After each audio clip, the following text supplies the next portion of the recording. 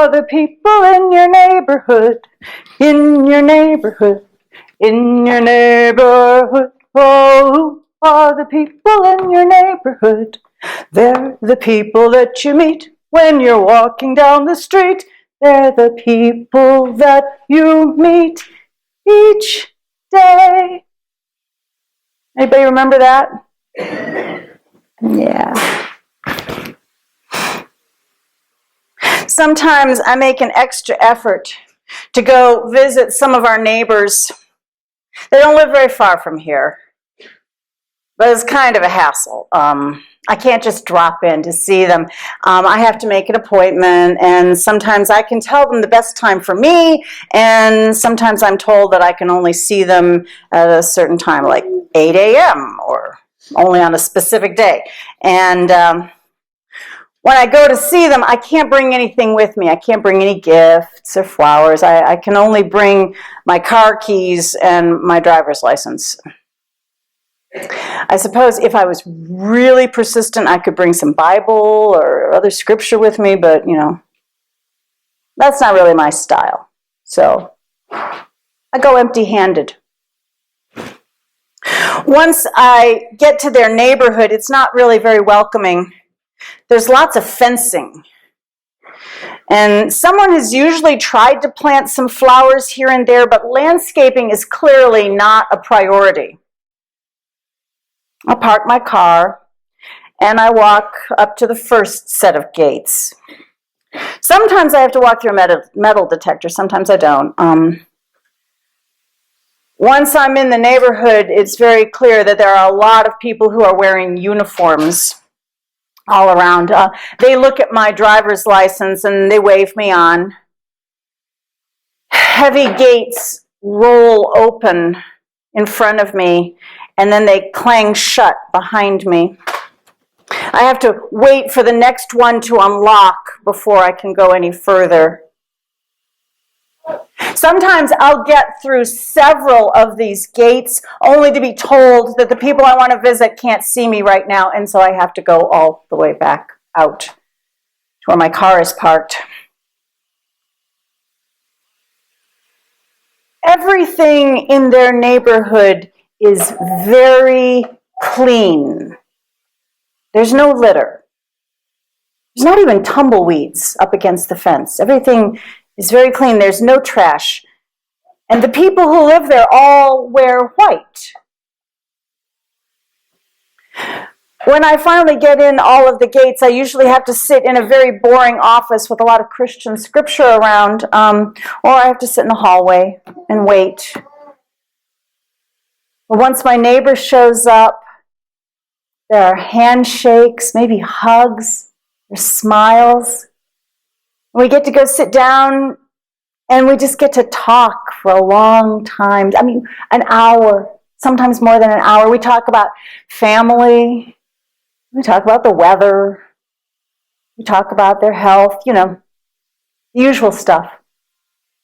Sometimes we talk about Unitarian Universalism because, I'm a minister and, it happens. The whole time that we're visiting, there's somebody else nearby watching us. We just ignore that person and we just talk some more. Finally, it's time for me to leave. But given the situation, we just really don't make plans or promises to meet again. Because life in this neighborhood is not easy. And neither of us has much control over how things will go. So we just leave it open-ended. Another hug. More smiles. And then I walk back through all of the gates and the fences and the sad flowers. And when I get to my car, I get in my car and I claw my way out of my clerical collar because I really don't like wearing that thing. And then I drive back to my own neighborhood where there are trees and happier flowers and people are wearing all different kinds of clothes. And the neighbors that I just left call my neighborhood the outside. In the Christian scriptures, the book of Luke, a lawyer asks Rabbi Jesus, "Who is my neighbor?" The scripture says that the lawyer is seeking to justify himself, and he wants to be all lined up neatly along the margins, all precise. And lawyers, being lawyers, he seems to be seeking a precise answer, maybe so that he can find a loophole to wiggle out of the hard work of loving his neighbor. So no offense, Mike, who are our neighbors? Right here in Amarillo, there are a lot of folks who you meet when you're walking down the street each day, but we also have some neighbors that no one wants to think about, and even fewer who want to treat them with dignity, much less love. Just outside of town, there are some 4,000 men living in a really tough neighborhood. You don't ever have to see them. You really have the convenience even of never even having to think about them, really. But they're there. And their presence affects our community. And remember, it's the unexamined, unacknowledged that inevitably will trip us up. Our neighbors are living at 2 units of the Texas Department of Criminal Justice. They live at the Neal unit and at the Clements unit. Who's ever been out there to see these places? Okay. Few of us know what they look like. And yet, do we think of these people as our neighbors? Some of the men at the Neal unit are allowed to work at the meat processing plant, which is conveniently located right next door. This means that they are being paid sub-minimum wage to kill animals for us to eat. This is one reason why we have cheap meat. The average maximum wage for incarcerated persons is $3.54 per day. Not per hour, per day. Incarceration, the practice of putting people in prisons, it can be really, really helpful for everyone in certain situations. I want to recognize that. And I'm not really going to spend any time this morning talking about the impact of mass incarcerations on families and communities of color. I mean, that is a very important discussion. And in the meantime, may I recommend that you watch a documentary. It's called 13th. It's by Ava DuVernay. It's not a long film, but it will get you thinking about how emancipation was effectively gutted by the disproportionate incarceration of African Americans. I said I wouldn't spend any time discussing it, but I will encourage you to think about it. You see, I do understand, though, that incarceration of some people is much better than to allow them to continue hurting themselves and others, okay? But incarceration is also a tidy little magic trick, an illusion. It makes difficult people disappear. It makes people with difficult behaviors disappear, go away, go off unseen. You see, and they're often placed in units that are very far away from their home communities, from their families who might still care about them. And then there's the old adage, out of sight, out of mind. Which is why it is just so easy for us not to notice that they are out there, just on the edge of town. But here in Amarillo, we are benefiting from having them out there, just on the edge of town, just past the edge of our awareness. Having not one but 2 prisons means that our community has more jobs for low-skilled workers who serve as the guards. That's helpful to our economy. And next year, when the census is taken, 2020, the census will be taken, and all of the men who are living out there will be counted as residents of Amarillo, regardless of wherever they actually call home. So remember, some of our political representation is based upon our population. So part of our population includes people who have no vote. How handy is that? You see, now there are some people who are pointing out that counting prisoners as residents is a form of gerrymandering. By removing residents often from urban liberal communities and placing them in rural, often conservative communities. 8%. She's going to help. By placing them away from the urban centers they call home, it is changing the numbers. Now, I'll point out, too, that college students and military personnel who are also living away from home, they get counted as residents in their home communities, not where they're stationed or going to school. This does not happen with incarcerated persons. Why do I insist on calling them incarcerated persons? Why don't I just call them prisoners, inmates? They're persons. Let me get back to the people I go visit. There met some men, and they had made some bad choices. They had a really bad day. They behaved badly. I often don't really know what happened, but I suspect that no one winds up at the Clements unit just because of a clerical error. But now they are there, and we exchange letters, and when I can, I go visit them. There is a fair amount of bureaucracy involved just to achieve these visits. I had to submit all kinds of documentation. I had to read through and agree to a whole long list of policies, including understanding that if I should be taken hostage in a riot, there will be no attempt to rescue me. Okay. I wear my collar when I go to visit just because it's just easier. You know all the UUs in our community, right? You know the people here who come to the services, Oh.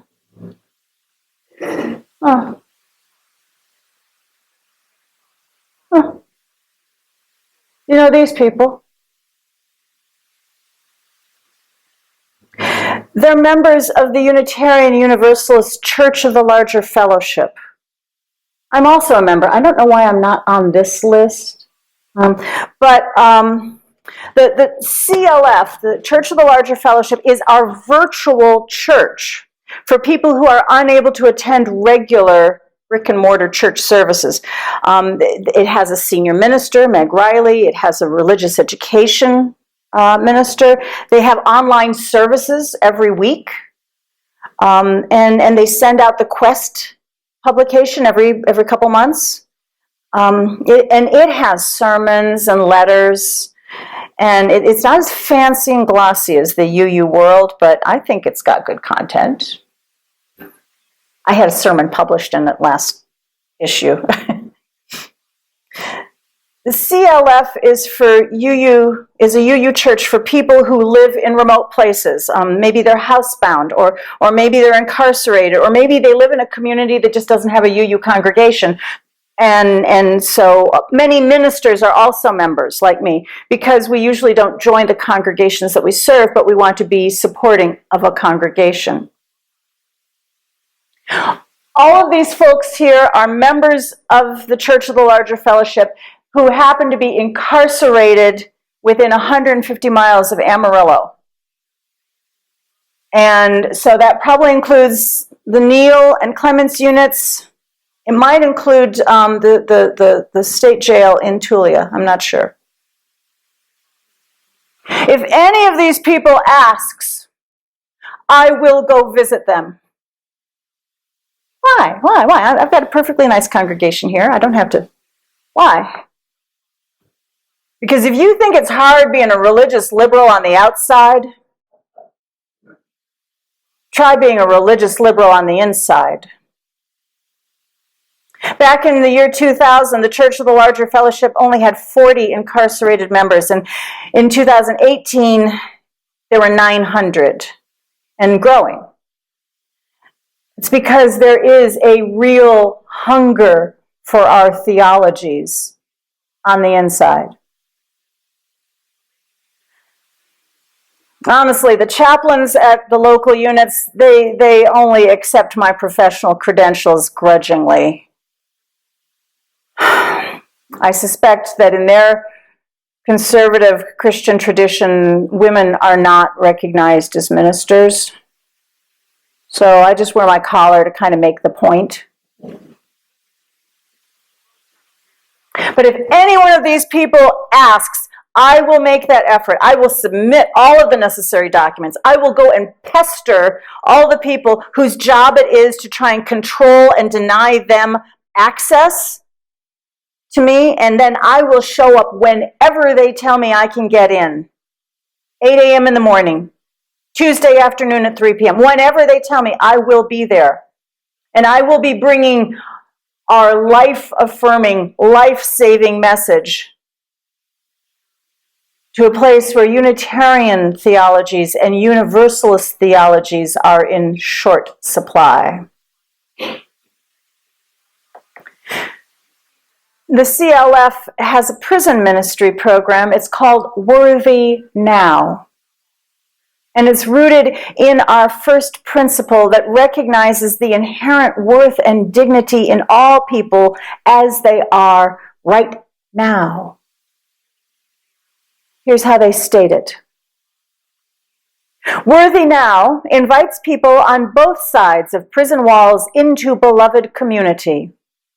We declare that all persons are worthy of love, respect, and support. Not at some future time when we are better people, but as we are right now. Can you believe that? Can you believe that people are people, even after they've broken our laws? Can you believe that people still have some spark of the divine within them, even if it is obscured by mental illness or addiction or neurological damage? Can you believe that these people can find something powerful in our way of being religious?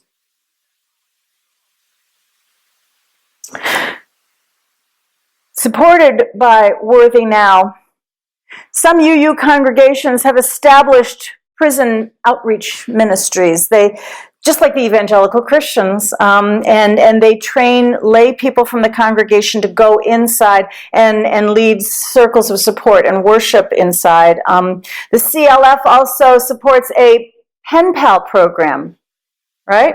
Sharon is one. This is for individuals who simply want to correspond with an incarcerated Unitarian Universalist. And they also have an online circle of support program for people who are formerly incarcerated and who want to be part of a network of their siblings in the outside world. Congregations can also simply choose to send money. And it works too, because it helps to offset the expense of the programs. It costs about $150 per year for each incarcerated member. And very few of them can actually afford to regularly pledge and pay much, what with that $3.45 a day. So people on the outside can help. Perhaps at some point, as a congregation or as individuals, we may choose to do something with the CLF prison ministry. But in the meantime, Here's all that I'm going to ask of you. Our neighbors who are incarcerated are worthy now of at least our recognizing them as our neighbors. That's all. That's all for now. Simply remember that there are 4,000 people who are housed here. They are drinking this water. They are breathing this air. They are catching a glimpse of this astonishing blue sky with no means of representation and very little means and limited ability to participate in our world. We are benefiting from their labor and we are benefiting from their bodily presence, so we should at least acknowledge them. That's a start. Just recognize who is your neighbor. May it be so. Blessed be.